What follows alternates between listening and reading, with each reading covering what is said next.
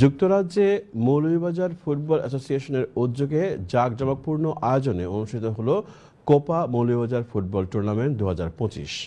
লন্ডনের Enfield college মাঠে অনুষ্ঠিত ফাইনালে মৌলভীবাজার কিলবার্ন এফসি 2-0 গোলে লুটন মৌলভীবাজারকে পরাজিত করে অর্জন করে চ্যাম্পিয়ন হওয়ার গৌরব। জানাচ্ছেন বিস্তারিত তৌহিদুল করিম মুজাহিদ। মৌলভীবাজার ফুটবল অ্যাসোসিয়েশনের উদ্যোগে জাঁকজমকপূর্ণ আয়োজনে অনুষ্ঠিত হল Copa Moulvibazar football tournament 2025। A wonderful time. We had so many ladies and families and children are here as well. 22 June রোববার লন্ডনের এনফিল্ড কলেজ মাঠে অনুষ্ঠিত হয় এই 6-a-সাইড জাতীয় ফুটবল টুর্নামেন্ট। যুক্তরাজ্যের বিভিন্ন শহর থেকে আগত মৌলভীবাজার জেলার 24টি দল 4টি গ্রুপে ভাগ হয়ে অংশ নেয় এই প্রতিযোগিতায়। প্রতিটি দল পরস্পরের বিপক্ষে খেলায় অংশ নিয়ে বেছে নেয় ফাইনাল পর্বের সেরা দলগুলো।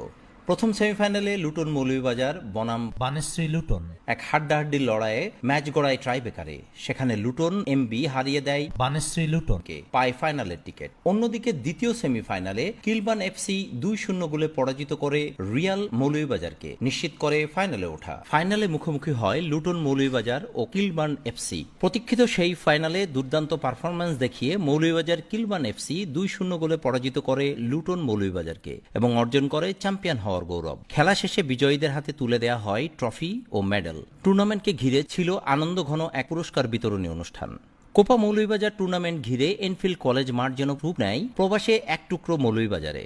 খেলোয়াড়দের পাশাপাশি মাঠে উপস্থিত ছিলেন পরিবার, পরিজন, আত্মীয় স্বজন, ছোট বড় সবাই। সবার স্বতঃস্ফূর্ত অংশগ্রহণে এক আনন্দঘন পরিবেশে পরিণত হয়েছিল পুরো মাঠ। আর এভাবেই সাফল্যমণ্ডিত হয় Copa Moulvibazar 2025। Those of you watching, I want to say thank you to TV1 for being our media partner, and inshallah we'll do big, make it bigger and better as we go along, inshallah.